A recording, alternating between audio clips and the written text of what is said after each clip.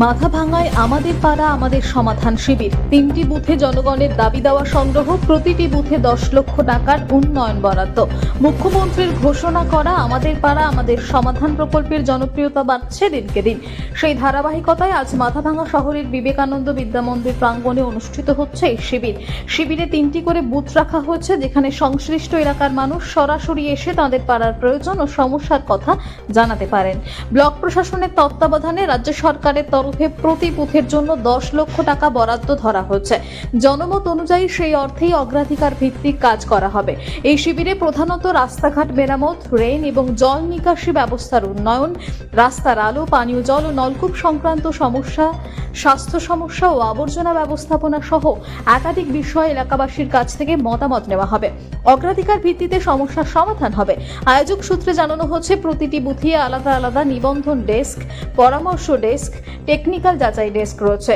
বাসিন্দারা ফর্মে সমস্যার বিবরণ ও প্রস্তাবিত সমাধান লিখে জমা দেবেন। পরে তা ব্লক প্রশাসনের প্রকৌশল শাখা যাচাই করে অগ্রাধিকার তালিকা তৈরি করবে।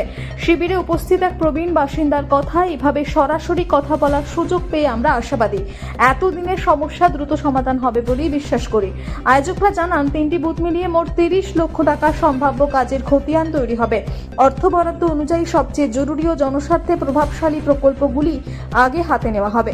সার্বিকভাবে পাড়া স্তরে জনগণের মতামতকে কেন্দ্র করে দ্রুত লক্ষ্যভিত্তিক ও স্বচ্ছ উন্নয়নের পথে এগোতে চায় আমাদের পাড়া আমাদের সমাধান। মাথাভাঙার আজকের শিবির সেই উদ্যোগকে আরও এক ধাপ এগিয়ে দিল। আপনি এখানে কেন আসছেন?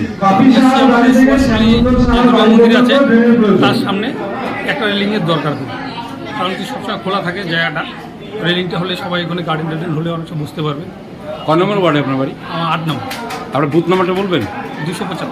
আপনার নাম? গোপাল সাহা। আচ্ছা, এখান থেকে কি বুঝতে পারলেন? আপনার কাজ তো হবে। হ্যাঁ, এটা ওরা তো প্রায়োরিটি রাখলো 1 নম্বরই এখান থেকে। আপনাকে ধন্যবাদ। Thank you.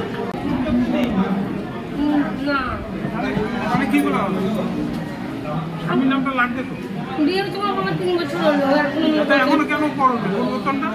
স্বামীর নামটা তো চেঞ্জ করতে হবে। করার জন্য অনেক কাগজপত্র অনেক বড় অনেক কিছু কেন হবে না? আমি প্রায়োরিটি অনুযায়ী কোনগুলো হলো আমি বলে দিচ্ছি।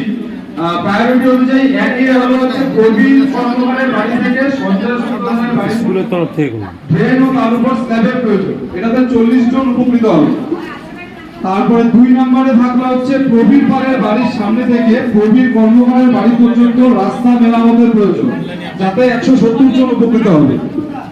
তারপর 3-এ থাকলো হচ্ছে নীতিশ সাহার বাড়ি থেকে বিজয় শঙ্কর বাড়ুইয়ের বাড়ি পর্যন্ত ড্রেন ও তার উপর স্ল্যাবের প্রয়োজন, এটা 3 নম্বরে থাকলো, এটাতে 50 জন উপকৃত হবে।